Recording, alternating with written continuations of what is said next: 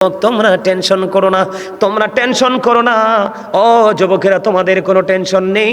এই পৃথিবী থেকে সূর্য 9,13,00,000 মাইল দূরে, সূর্যের আলো আসে অনেক আবরণ ভেদ করে। তুমি আমি সইতে পারি না। কাল হাসরের ময়দানে সূর্যটা মাথার উপরে থাকবে, এত তাপ হবে, এত উত্তপ্ত হবে রে। ও বন্ধু, কেমন উত্তপ্ত আমি কেমন করে বুঝাইব? কুরবানির ঈদের দিনে বিয়ে বাড়িতে গোস্ত যে উতরায় দেখেননি বড় পাতিলে? কথা বলে না কেন? অন্য সময় গোস্ত যদি উতরায় বন্ধু আওয়াজ হয় না, কিন্তু কুরবানির ঈদের দিন কোন বন্ধু ভোজের আয়োজন যখন করা হয়, কোন অনুষ্ঠানের আয়োজন যখন করা হয়, ওই দিন বড় পাতিলে বন্ধু গোস্ত বসানো হয়। ওই গোস্তের পাতিলে যেমনি টকবক টকবক করে বন্ধু গোস্তটা উতরাইতে থাকে, মানুষের মাথার মগজগুলো এমনি করে উতরাবে। ও বন্ধু, তুমি বাঁচতেও পারবা না, মরতে পারবা না, তুমি পালাইতেও পারবা না। হুজুর, সেদিন কি করব? কোন বন্ধু তোমরা খুঁজে পাবা না। আজকে চান্দিনা থানগাঁয়ের যুবক বন্ধু, তোমাদেরকে বলছি, তোমাদের নসিব এত খুশ নসিব। আজকে যদি সত্যিকারের আল্লাহ রাসূলকে ভালোবেসে যদি বসে থাকো, তোমাদের জন্য নিয়ামতের খবর। আবার নবী বলেছেন, কাল হাসরের ময়দানে ওই যে বিপদের দিন, ওই দিন কিন্তু আকাশ থাকবে না। আল্লাহ বলেছেন, ইদাস সামাউ ফাতারাত, আকাশ ভেঙে চুরে যাবে, চূর্ণ বিচূর্ণ হয়ে যাবে। আল্লাহ রাব্বুল আলামিন বলেছেন, ইদাস সামাউ ফাতারাত ওয়া ইদাল কাওয়াকিবু তাথারাত ওয়া ইদাল বিহারু ফুজ্জিরাত। আল্লাহ বলেছেন, যুবক, একটা বার তুমি হৃদয়ের জানালা খুলে শোনো, হৃদয়ের রাজ্যে তোমার উথাল পাথাল ঢেউ শুরু হয়ে যাবে। যদি তুমি বিবেকবান যুবক যদি হতে পারো, আল্লাহ বলেছেন সেদিন আকাশটা ভেঙে যাবে, তারকাগুলি ঝরে ঝরে পড়বে, সমুদ্র সেদিন উদ্বেলিত হয়ে যাবে। ওই কঠিন বিপদের দিনে, ভয়ঙ্কর দিনে তোমার কোনো কুল কিনারা থাকবে না। আল্লাহর হাবিব বলেছে, ও আমার পাগল উম্মতেরা, ওরে যুবক, যৌবনকালে আমি নবীকে ভালোবেসে বেসে আমার ভালোবাসার মধ্য দিয়ে তুমি আল্লাহকে রাজি করতে চেয়েছিলে। আমি নবী জানিয়ে দিলাম, কাল হাসরের দিন 7 শ্রেণীর মানুষকে আল্লাহর আরশের ছায়ার নিচে জায়গা দিবে। এর মধ্যে 6 জন থাকবে অন্য গ্রুপ, এর মধ্যে একটা গ্রুপ থাকবে শুধু যুবক, যারা সারা জীবন আল্লাহ এবং আল্লাহর হাবিবকে ভালোবেসে জীবন অতিবাহিত করেছে। জোরে জোরে বলুন সুবহানাল্লাহ, আর জোরে বলেন সুবহানাল্লাহ। আপনার নাম কি মানিক না? আমি যখন ওই আপনাদের মাজারের কাছে আসছি, আরিখোলা মাজারের কাছে যখন আসলাম, উনি আমাকে ফোন দিলেন, এগিয়ে নিয়ে আসলেন। আমি যদি রাস্তাটা না চিনি, যুবক, কাল হাসর এত ভয়ঙ্কর হবে রে, এত ভয়ঙ্কর, এত বিপজ্জনক হবে রে। ও বন্ধু, আজকে ইনি আমাকে মানিক ভাই আরো লোক নিয়ে আগাইয়া যায় আনছে, কিন্তু তোমাদেরও কিন্তু পথের দিশা দেখানোওয়ালা একজন লাগবে, লাগবে কি লাগবে না?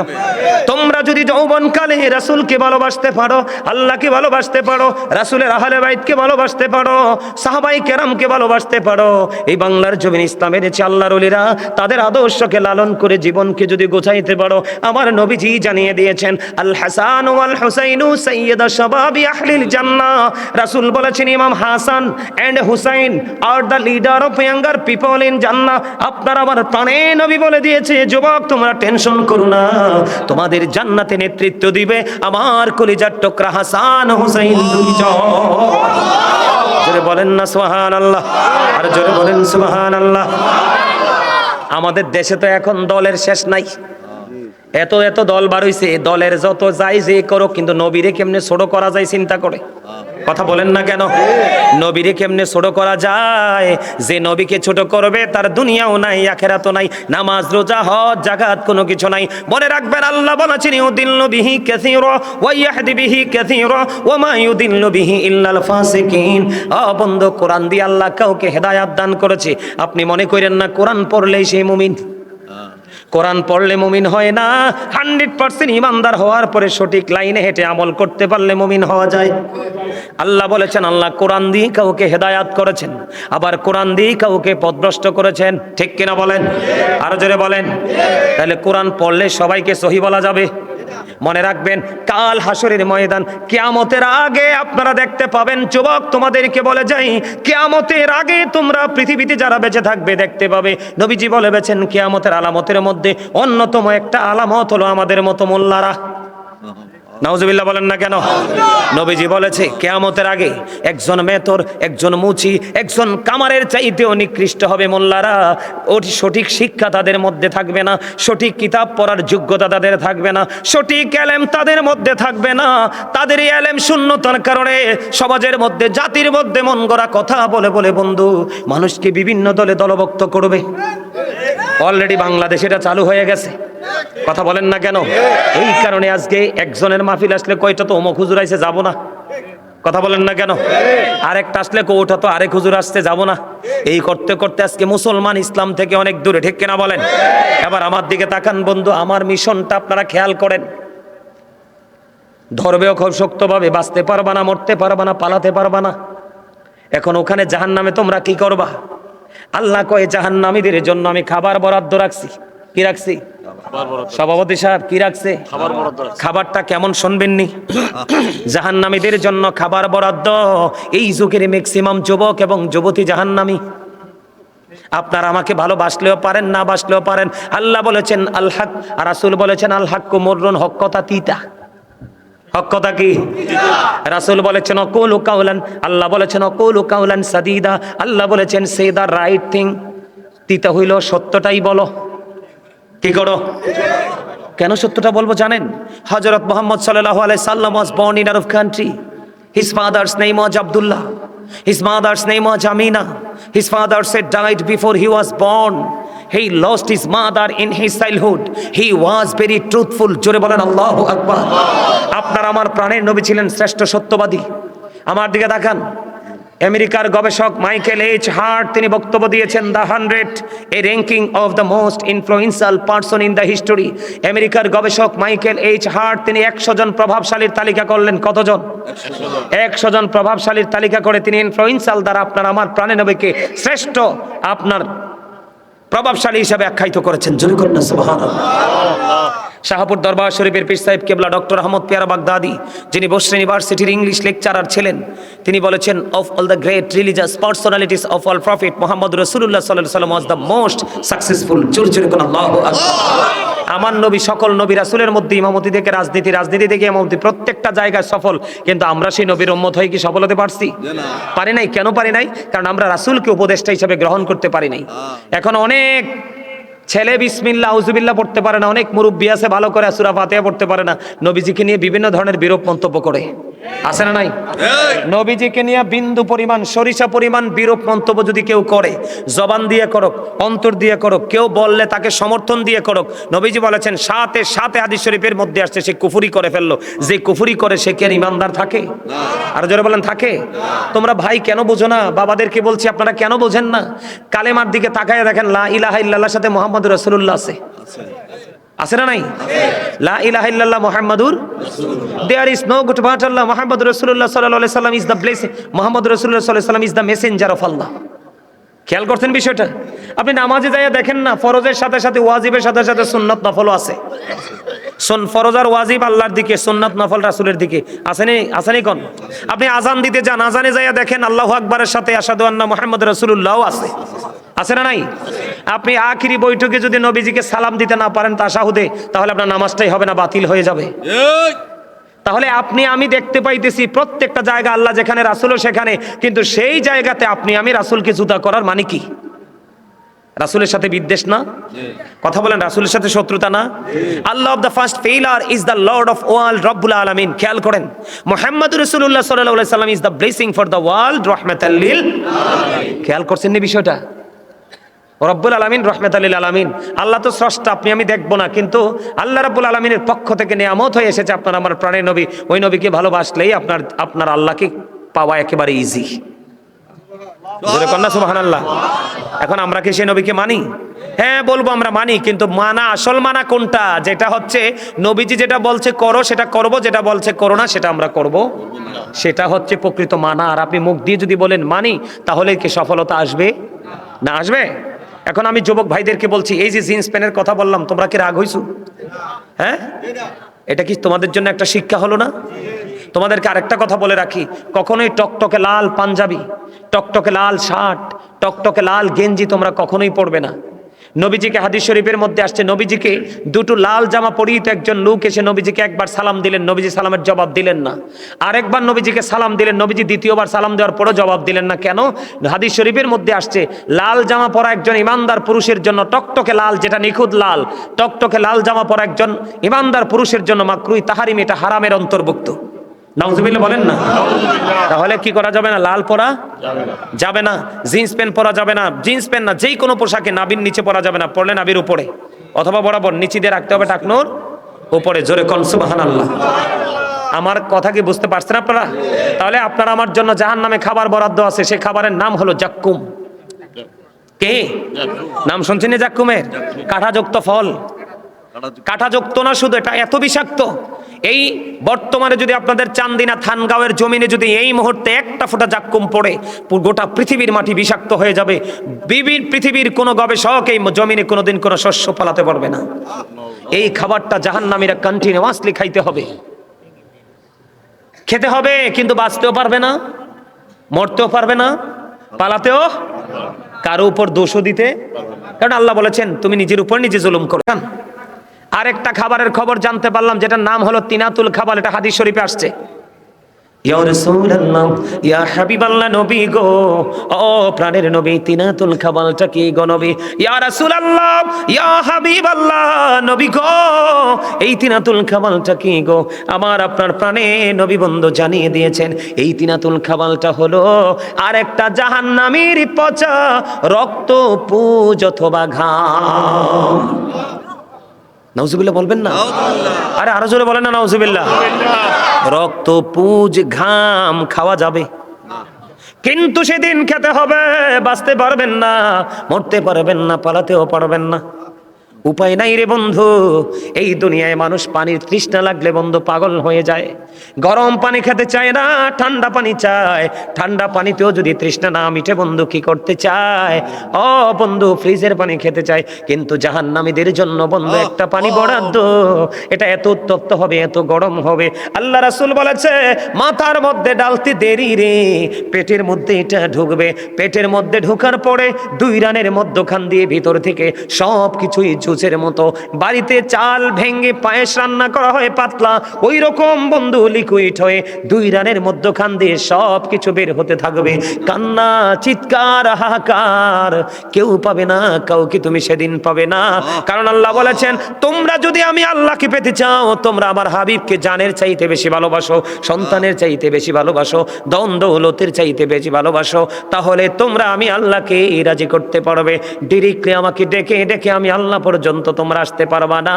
আমি আল্লাহকে পাওয়ার জন্য তোমাদের স্টেশন হলো মদিনায়, কারণ ওই মদিনায় আল্লাহর কাছে যাওয়ার টিকিট আছে। জোরে বলেন না সুবহানাল্লাহ।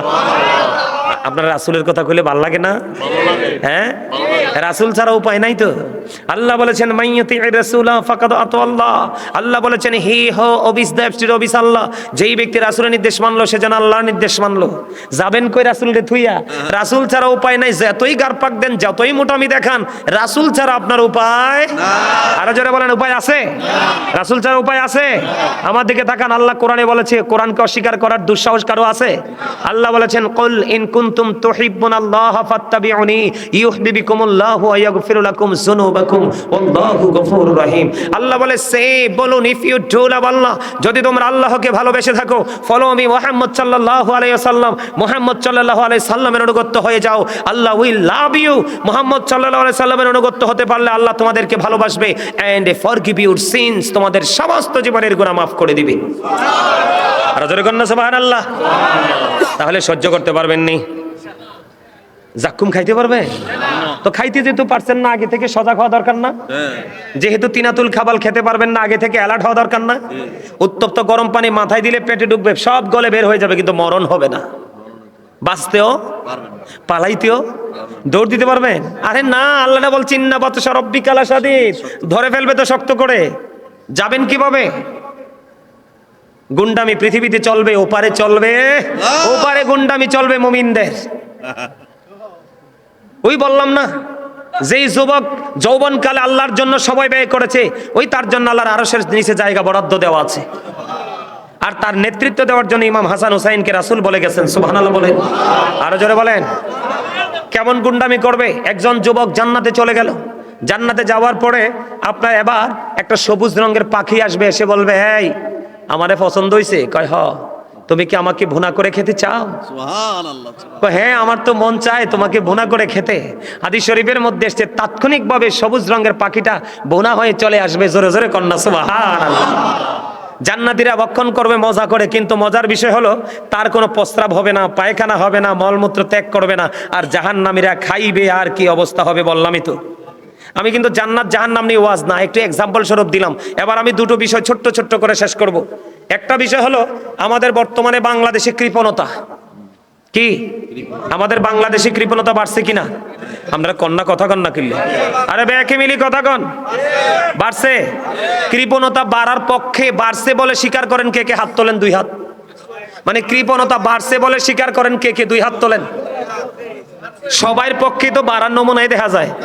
আমার এক চাচায় আঙ্গুল একটা তুলে রাখছে, কিটা বুঝাইছে আমরা? এমনি হাতটা তুললে এমনি আঙ্গুল একটা দেখাই রাখছে। আচ্ছা যাক, হাত নামান।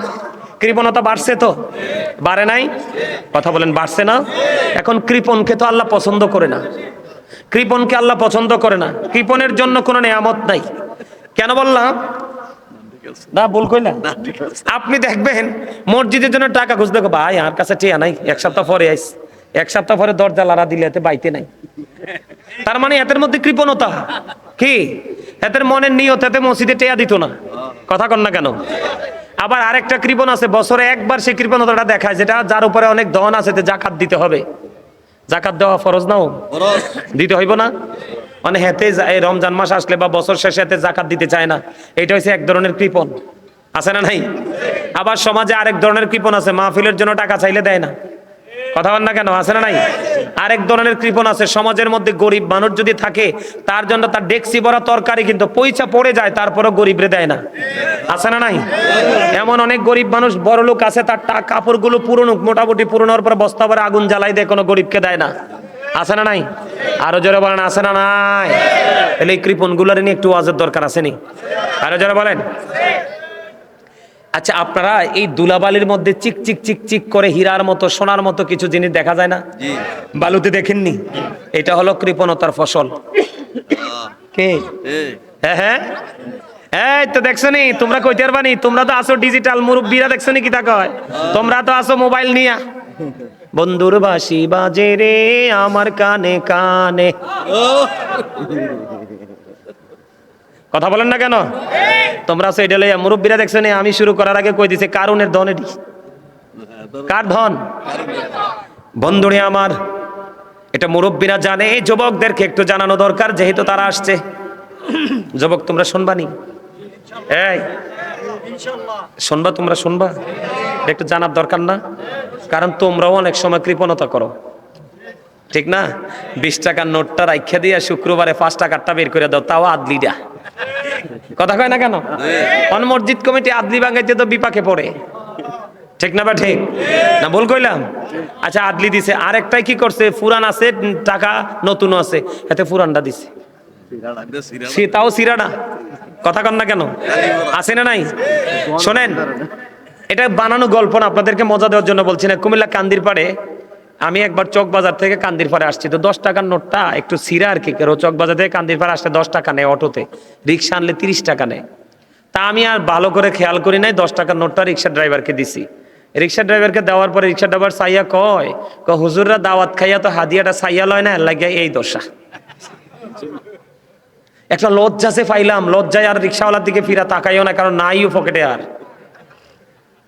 এরপরে যে শিক্ষা নিলাম, মসজিদে দিল নতুনটা দেই, কোন রিক্সা ড্রাইভারকে দিল, কারণ আমার পকেটে 10 টাকা হয়তো আমার কিছু হবে না, কিন্তু রিক্সা ড্রাইভার এমন হতে পারে আজকে 10টা টাকা হইলে তার 100 টাকা ফুরবো বা একটা বাজার নিতে পারবে। এই 10টা টাকা নষ্টর কারণে হয়তো বা একটা বাজার করতে পারবে না, তো 10 টাকাটা ভালো দেই। তো এই যে একটা আমাদের যে অবস্থা, আমাদের এই অবস্থাটার জন্য কারণ হলো আমরা একটু উদাসীন।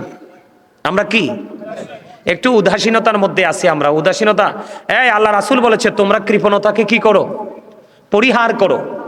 কৃপণতাকে তোমরা বর্জন করো। কৃপণতাকে কি করো না? আঁকড়ে ধরে।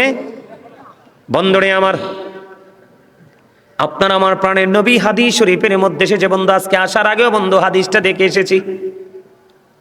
এটা গুরুত্বপূর্ণ ওয়াজ, তার কারণ কৃপণের নামাজ, রোজা, হজ, যাকাত, দান, সাদকা, কৃপণের কোনো আমল বন্ধু আল্লাহর দরবারে কবুল হয় না। এই জন্য এই আলোচনাটা বন্ধু আগে আপনাদের দরকার শোনা। আপনারা কি বিরক্ত হচ্ছেন? বিরক্ত হচ্ছেন? বিরক্ত হইলে শেষ করে দিব। আমার আলোচনা কিন্তু এমনিতে অনেক সময় হয়ে গেছে, আরো আমি 2 ঘন্টা না, আমার কোনো টাইম নেই। আমি ওয়াজ কিন্তু প্রতিদিন একটা করি, আমি চাইলে 4টা 5টা করতে পারি, কিন্তু আমি 4টা 5টা করি না প্রোগ্রাম, একটা করি। কারণ আমার টার্গেট হলো যেখানে যাব ওখানে মানুষগুলোকে বিভিন্ন অ্যাঙ্গেল থেকে তথ্য দিব, কারো না কারো মধ্যে হেদায়েতের একটা প্রভাব আসতে, ঠিক কিনা বলেন? আজকের এই মাহফিল থেকে যদি বেশি না একটা যুবক যদি শিক্ষা নিয়ে যেতে পারে, তবে আমি দেখতে পাইতেছি কোন যুবক শিক্ষা নেবে কি নেবে না জানি না, কিন্তু আমি আসার পরে যখন দুরূদ পড়ছি, জিকির করছি, একটা ছেলে আমার চোখে পড়েছে। এই ছেলেটার চোখ দুটো পলকহীনভাবে আমার দিকে দৃষ্টি, আমি একটু পরে পরে তার দিকে তাকাই, সে কিন্তু বুঝতে পারে না, ছেলেটা কিন্তু বয়স কম। আলোচনাগুলো এত মন দিয়ে সে শুনতেছে, আমি তার দিকে শুধু তাকিয়ে আছি অবাক হয়ে। আল্লাহ তাকে কবুল করে নিক, সকলে বলুন আমিন। তার সঙ্গে সঙ্গে বাকি সবাইকে কবুল করে নিক, সকলে বলুন আমিন। আরো জোরে বলেন আমিন, আরো জোরে বলেন আমিন। আমি যখন দুরূদ পড়ছি, ছেলেটা প্রাণ উজাড় করে দুরূদ পড়ছে। তোমরা তো জানো না কোন দিকে ওয়াজ করব। হাদিস শরীফের মধ্যে এসছে, দাইলামি শরীফের মধ্যে এসছে, আপনারা আমার প্রাণে নবী বলেছেন, কেউ যদি প্রাণে নবীকে ভালোবাসিয়া প্রতিদিন যদি মাত্র 1000 বার যদি দরুদ পড়তে পারো, নবীজি বলে দিয়েছে তুমি জান্নাত না দেখা পর্যন্ত তোমার মরণ হবে না। জান্নাতে যাওয়ার এত সহজ আর উপায় আসেনি? তো সেই নবীকে ভালোবাসবেন নাকি মানুষের কথা শুনে নবীর ইজ্জতে আঘাত করবেন? নবীকে ভালোবাসবেন কি আপনার হুজুর যেমনে ভালোবাসে আপনার হুজুরের মতো, নাকি সবকিছুর চাইতে বেশি? আচ্ছা, কোন ওমরের মতো জাজরাইল সাহাবী আর একজনও নাই? হযরত ওমরের মতো জাজরাইল সাহাবী আর একটাও? ওমর নবীর জন্য তার বাবার কল্লা ফালাই দিছে। আল্লাহু আকবার বলেন না। ওমর বলল, নবী গো, আমি আপনাকে ভালোবাসি, কি বাসি? কিন্তু জীবনের চাইতে বেশি না। আমার নবী কয় তুমি এখনো মুমিন হতে পারো নাই। নবীর প্রতি শ্রদ্ধাটা কেমন থাকতে হবে খেয়াল করেন। তার মানে নবীজি বললেন তুমি এখনো মুমিন। সুবহানাল্লাহ। কারণ আল্লাহ বলেছেন ওয়াল্লাহু খায়রুল মাকিরিন, শ্রেষ্ঠ কৌশলের মালিক আল্লাহ। ইন্নাল্লাহা ইউহিব্বুল মুতাওয়াক্কিলিন। বন্ধু, নিশ্চয় যারা আল্লাহর উপর ডিপেন্ড করে, আল্লাহর উপর ভরসা করে, আল্লাহ রাব্বুল আলামিন তাদেরকে পছন্দ করে ভালোবাসে। জোরে জোরে কন্না সুবহানাল্লাহ। বন্ধুরে আমার দিকে তাকান, আমি এক্সাম্পল দেই বন্ধু। হযরতে আবু হুরায়রা রাদিয়াল্লাহু তাআলা আনহু থেকে হাদিস বর্ণিত, একদিন নবীজির কাছে ক্ষুধার্ত মানুষ, কৃপণতাকে উপেক্ষা করলে আল্লাহ কেমন করে রাজি হয়। একজনে ক্ষুধার্ত মানুষ আসলো, ইয়া রাসূলুল্লাহ পেটে ক্ষুধা, ইয়া রাসূলুল্লাহ কিছু খেতে হবে গো, আমার খাবারের প্রয়োজন। নবীজির বিবির কাছে খবর পাঠালেন, বিবি রে, ও বিবি, ঘরে কিছু আসেনি? বিবি আবার উত্তর দিলেন, ইয়া রাসূলুল্লাহ, ইয়া হাবিবাল্লাহ, নবী গো, ঘরে কিছুই নাই গো নবী, পানি ছাড়া। আরেকজন বিবির কাছে খবর পাঠালেন, ওই বিবি উত্তর দিলেন, ইয়া রাসূলুল্লাহ, ইয়া হাবিবাল্লাহ, ঘরে পানি ছাড়া কিছু নাই গো নবী। আল্লাহি ঘরে পানি ছাড়া কিছু নাই গো নবী। এবার নবীজির উপস্থিতির সামনে সাহাবায়ে কেরাম ছিলেন, সাহাবীদেরকে বললেন, কে রে ওই মেহমানটার দায়িত্ব নিবা, এই ক্ষুধার্ত মানুষটার দায়িত্ব নিবা? আমি একজনকে দায়িত্ব দিতে চাই। একজন আনসারী সাহাবী একটা ডাক দিয়ে বললেন, ইয়া রাসূলুল্লাহ, এই মেহমানটাকে আমাকে দিয়ে দেন। এবার ওই মেহমানের দায়িত্ব নিলেন একজন আনসারী সাহাবী। ওই সাহাবী দায়িত্ব নেওয়ার পরে বন্ধু এবার বাড়ি চলে গেলেন। জিয়ার পরে বিবিকে ডাক দিলেন, বিবি রে, আজকে ঘরে কোনো খাবার আসেনি রে বিবি। এবার বিবি একটা ডাক দিয়ে বলল, ইয়া রাসূলুল্লাহ। এবার বিবি ডাক দিয়ে বললেন, স্বামী গো, আমার কাছে খাবার আছে, তবে এই খাবারটা হলো আমাদের ঘরে যেই ছোট্ট বাচ্চাটা আছে, এই ছোট্ট বাচ্চাটার খাবার আছে। জুড়ি জুড়ি কন্যা সুবহানাল্লাহ। কার খাবার আছে? ছোট্ট বাচ্চাটার খাবার আছে। এবার ওই আনসারী সাহাবী বিবিকে একটা ডাক দিয়ে বললেন, বন্ধু চতুর্দিকে তাকাইলে একটা ব্যান যায়, আওয়াজটার দিকেও তাকাইতে হয়। আমি আপনাদেরকে ওয়াজ করছি যে আপনারা বোঝেন নাই, মানুষের আসল সত্তা হলো তার আত্মা, তার দেহ নয়। আপনার দেহ যদি এখানে থাকে আর আত্মা যদি বন্ধু ব্যানের সঙ্গে ওপারে চলে যায়, মাঝখান দিয়ে আলোচনার মাঝখানটা হারিয়ে ফেলবেন। ওয়াজ শুনে আপনি কোনো পরিপূর্ণতা খুঁজে পাবেন না। বন্ধুরে আমার, মনোযোগ হলো আসল, মানুষের আসল সত্তা হলো তার আত্মা। আত্মা যদি এখানে রাখতে পারেন, হেদায়াত নসিবে জুটবে। বন্ধুরে আবার, আনসারী সাহাবী বিবিকে ডাক দিয়ে বললেন, বিবি বিবি রে, আমাদের সন্তানের যে খাবারটা আছে, আজকে খাবারটা আমি মেহমানকে খাওয়াবো, কারণ আমি আমার প্রাণের নবীর কাছ থেকে জেনেছি এই ক্ষুধার্ত মানুষটাকে হে যেহেতু আমার বাড়িতে চলে আসে, সে মেহমান হয়ে গেছে। সুবহানাল্লাহ বলেন না, কি হয়ে গেছে? মেহমান হয়ে গেছে রে বিবি। ও বিবি, একটা কাজ করবে তুমি, যখন সন্ধ্যা হয়ে যাবে, সন্ধ্যা হয়ে যাওয়ার পরে বাচ্চাটাকে প্রদীপটা নিভাই দিবা ঘরের। তৎকালীন সময়ের মানুষগুলোর ঘরগুলো বন্ধ, ছোট ছোট ছিল। আপনারা যারা হজে গেছেন দেখছেননি? এখানে হজে গেছেন এমন লোক আসেননি? আপনি যে গেছেন দেখছেননি মা ফাতেমার বাড়ি কত ছোট ছোট ঘর? আমি দেখেছি বন্ধু, তাদের ঘর ছিল ছোট কিন্তু তাদের প্রেম ছিল আকাশ ছোঁয়া। এখন আমাদের ঘরগুলো হয়ে গেছে বড়, ঘরগুলো হয়ে গেছে পাকা, কিন্তু হৃদয়টা একেবারে মরিচিকায় জং ধরে ফেলেছে। জং একবারে বন্ধু ধ্বংস করে দিয়েছে। এবার কি করলেন? বিবিকে ডাক দিয়ে বলল, বন্ধু আনসারী সাহাবীর প্রেমের খবর শোনেন। কৃপণতাকে তারা কেমন করে উপেক্ষা করেছে, কেমন করে তারা কৃপণতাকে দূর করে আল্লাহর দিদার প্রাপ্ত হয়েছে। এবার বিবিকে বললেন, বিবি বিবি গো, প্রদীপটা নিভাই দিও সন্ধ্যা যখন হবে। ও স্বামী, কেন গো? কই প্রদীপটা যখন নিভিয়ে দিবে বাচ্চাটা বুঝতে পারবে রাত্র গভীর হয়ে গেছে, তুমি তার মাথায় হাত বুলিয়ে দিও, বাচ্চাটাকে তুমি ঘুম পাড়িয়ে দিও, কারণ এই খাবারটা আমি আজকে আমার নবীর কাছ থেকে আনা মেহমানকে, ক্ষুধার্ত মানুষকে খাওয়াবো। জুড়ে জুড়ে কন্যা সুবহানাল্লাহ। বন্ধুরে আমার, এবার বিবি কি করলেন? প্রদীপটা নিভিয়ে দিলেন, বাচ্চাটাকে বন্ধু ওই মেহমানকে বাচ্চার খাবারটা খাওয়াই দিলেন। ওই বাচ্চাটা পেটের খিদায় বন্ধু ঘুমিয়ে গেল।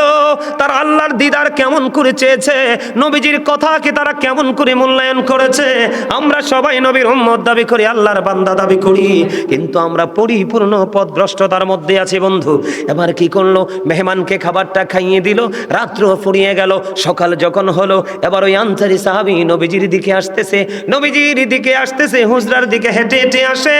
নবীজি ওই সাহাবীর চেহারা দেখে নবীজি মুস্কি মুস্কি হাসে।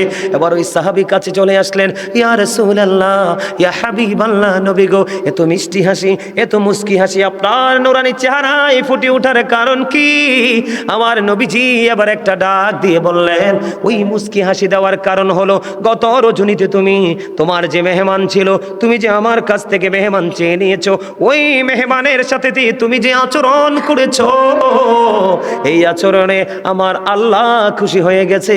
এই খবর আমি নবী জানতে পেরেছি, এই জন্য তোমাকে দেখে আমি মিষ্টি হাসিছি। জোরে জোরে কন্যা সুবহানাল্লাহ।